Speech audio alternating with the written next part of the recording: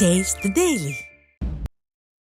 தென்காசி மாவட்டம் அம்பசமுத்திரம் மற்றும் கடையம் சுற்றுவட்டார பகுதிகளில் தொடர் மழை பெய்து வருகிறது. இதனால் கடையம், குமரேசபுரம் காலனி, ரோஜா நகர், ரவணசமுத்திரம் உள்ளிட்ட பகுதிகளில் மழைநீர் குளம் போல் தேங்கியுள்ளதால் பொதுமக்கள் பாதிக்கப்பட்டுள்ளனர். சில பகுதிகளில் சாலை துண்டிக்கப்பட்டுள்ளதால் அத்தியாவசிய பொருட்களை கூட வாங்க முடியாத சூழலுக்கு மக்கள் தள்ளப்பட்டுள்ளனர். வீடுகளில் சூழ்ந்துள்ள மழை நீரை அகற்ற மாவட்ட நிர்வாகம் நடவடிக்கை எடுக்க வேண்டும் என பொதுமக்கள் வலியுறுத்தியுள்ளனர்.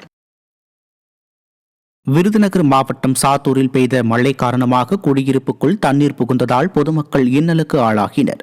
மேலகாந்தி நகர், அண்ணா நகர் உள்ளிட்ட வீதிகளில் மழைநீர் சூழ்ந்து வெள்ளக்காடாக காட்சியளிக்கிறது. மேலும் சாத்தூர் பிரதான சாலையிலும் மழைநீர் தேங்கியதால் போக்குவரத்து பாதிக்கப்பட்டது. இதனால் வீட்டில் உள்ள பொருட்கள் அனைத்தும் நனைந்து சேதமடைந்தது. இதுகுறித்து ஊராட்சி நிர்வாகத்திடம் பலமுறை முறையிட்டும் எந்தவிதமான நடவடிக்கையும் மேற்கொள்ளப்படவில்லை என பொதுமக்கள் புலம்புகின்றனர். திண்டுக்கல் மாவட்டத்தில் கடந்த 2 தினங்களாக பெய்த தொடர் மழை காரணமாக பொதுமக்கள் தங்கள் கிராமங்களுக்கு செல்ல முடியாமல் தவித்தனர். மேற்கு தொடர்ச்சி மலை அடிவார பகுதியில் பெய்த கனமழையால் கன்னிவாடி அருகே உள்ள தருமத்தப்பட்டி கோம்பை அணையில் தண்ணீர் அதிகரித்து வருவதால் தரைப்பாலத்தினை மூழ்கடித்தபடி காற்றாறு போல வெள்ளம் கரைபுரண்டு ஓடுகிறது. இதனால் சாலையை கடக்க முடியாமல் பகுதி மக்கள் மிகுந்த சிரமத்திற்கு உள்ளாகினர். தூத்துக்குடி மாவட்டம் விளாத்திக்குளம் வைப்பாற்றில் மழை காரணமாக வெள்ளப்பெருக்கு ஏற்பட்டுள்ளது. அப்பகுதியில் உள்ள கீழ்பாலத்தின் மேல் வெள்ள நீர் கரை புரண்டு ஓடுவதால் வெள்ள அபாய எச்சரிக்கை விடுக்கப்பட்டுள்ளது.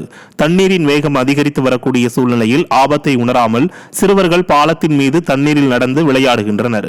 நிர்வாகத்திறனற்ற ஸ்டாலின் அரசு முறையாக தடுப்பு வேலைகளை அமைக்காததால் சிறுவர்களின் உயிருக்கே பாதிப்பு ஏற்படும் சூழ்நிலை உருவாகியுள்ளதாக பொதுமக்கள் குற்றம் சாட்டுகின்றனர். திருச்சி மாவட்டத்தில் பெய்த மழையால் மத்திய சிறைச்சாலை அருகே உள்ள குடியிருப்பு பகுதிகளை மழைநீர் சூழ்ந்து வீடுகளுக்குள் மழைநீர் புகுந்ததால் பொதுமக்கள் கடும் அவதியடைந்துள்ளனர். ஜெயலலிதா நகர் பகுதியில் உள்ள குடியிருப்புகளை மழைநீர் சூழ்ந்து வீடுகளுக்குள் முழங்கால் அளவிற்கு தண்ணீர் தேங்கி நிற்கிறது. மத்திய சிறைச்சாலை வளாகத்தில் பெட்ரோல் பங்க் கட்டப்பட்டு வருவதால் அப்பகுதியில் இருந்த கால்வாய் மூடப்பட்டுள்ளது. இதனால் மழைநீர் செல்ல வழியில்லாமல் அப்பகுதியில் இருந்த வீடுகளுக்குள் புகுந்தது. இதனால் அப்பகுதியில் உள்ள வீடுகளின் சுவர் சேதமடைந்துள்ளதால் மக்கள் கடும் அவதியடைந்துள்ளனர். திமுக ஆட்சியில் முறையான வாய்க்கால் வசதிகளை ஏற்படுத்தி தராததால் மழைநீர் வீடுகளுக்குள் புகுவதாக பொதுமக்கள் குற்றம் சாட்டியுள்ளனர்.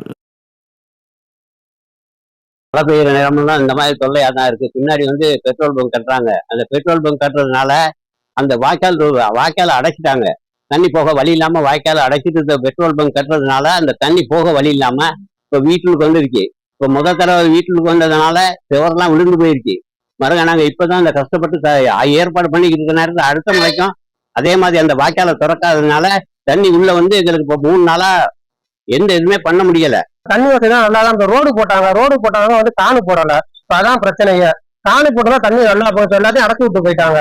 சர்வீஸ் ரோடு போடுறேன் அது போறேன்னு எல்லாத்தையும் அடைச்சி விட்டு போனோம்னா இப்போ தண்ணி போமா வீடெல்லாம் இருந்து எல்லா வீட்லையும் தண்ணிங்க. அதான் பிரச்சனை. அதனால தண்ணி பின்னாடியும் அடைச்சிட்டாங்க, இங்கேயும் அடைச்சிட்டாங்க. எங்களுக்கு ஒண்ணுமே இல்ல. ஒரு காவாய் எடுத்து விட்டாங்கன்னா இப்போ சுப்பிரமணியம் சைடு காவாய் போட்டிருக்காங்க. அது மாதிரி எங்களுக்கு ஒரு காவாய் போட்டு கொடுத்தாலே போதும். திருநெல்வேலி மாவட்டத்தில் பெய்த மழை காரணமாக நெல்லை சந்திப்பு பேருந்து நிலையம் சுற்றியுள்ள சாலைகள் மற்றும் கடைகளுக்குள் மழைநீர் புகுந்ததால் வியாபாரிகள் பாதிப்புக்குள்ளாகினர். நெல்லை சந்திப்பு பேருந்து நிலையத்தில் ஓடைகள் தூர்வாரப்படாததாலும் ஆக்கிரமிப்புகளை அகற்றாததாலும் பேருந்து நிலைய பகுதியில் மழைநீர் சூழ்ந்துள்ளது. இதனால் அப்பகுதியில் போக்குவரத்து பாதிக்கப்பட்டது. நிர்வாகத்திறனற்ற ஸ்டாலின் அரசும் மாநகராட்சி நிர்வாகமும் முறையாக வடிகால் பணிகளை மேற்கொள்ளாததால் மழைநீர் தேங்கியுள்ளதாக பொதுமக்கள் குற்றம் சாட்டுகின்றனர். மாநகராட்சியிலேருந்து எந்த ஒரு பணியும் மேற்கொள்ளவில்லை. எல்லா இடங்களும் வெள்ளப்பெருக்காக இருக்குது. இன்றைக்கி தண்ணி வெள்ளமான பிறகு தண்ணி ரூட் எங்கே நிற்க போகுது, எங்கே நிற்க தண்ணி வருதுன்னு சொல்லி கமிஷனர் அவங்கெல்லாம் பார்வையிட்டுக்கிட்டு இருக்காங்க. இதை முன்னாலே நேற்று இதை செஞ்சுருந்தாங்கன்னா இன்றைக்கி மக்கள் இந்த அளவில் பாதிப்பு ஏற்பட்டிருக்க மாட்டாங்க. இதை நிர்வாகத்திறனற்ற திராவிட முன்னேற்ற கழகம் தான் இதுக்கு பொறுப்பேற்றுக்கிட்டு எல்லா மக்களுக்குமான இதை செஞ்சு கொடுக்கணும்னு வேண்டி கேட்டுக்கிறேன்.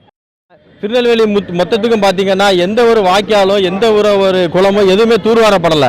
தூர்வாராதனால ஒரு சின்ன மலைக்கு கூட தாக்கு பிடிக்காம இப்போ இது பஸ் ஸ்டாண்டா நீங்கள் பார்த்தாலே தெரியுது. பஸ் ஸ்டாண்டா இல்லைன்னா ஆறா குளமா என்னன்னே தெரியல. இப்போ தான் அங்கங்கே எல்லாம் செஞ்சுட்டு இருக்காங்க. இதை முன் ஏற்பாடாக அவங்க எதுவுமே மாநகராட்சி நிர்வாகமோ இல்லை திமுக அரசாங்கமோ எதுவுமே இதில் செய்யவே இல்லை.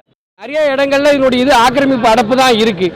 அந்த பில்டிங் எல்லாம் இருக்கிற நிறைய பில்டிங் வந்து அடப்பு அந்த ஆக்கிரமிப்பை வச்சு இருக்கிறதுனால தான் தண்ணி போகக்கூடிய வாய்ப்புகள் இல்லாதனால எங்களுடைய வாழ்வாதாரம் போயிட்டு பாருங்க. தண்ணி போகிற போல தண்ணி வந்திருக்கு. நாங்கள் எப்படி போக முடியும்? வேலைக்கெல்லாம் போக முடியாத சூழல் அவ்வளோ பேர் உட்காந்துருக்குறோம்.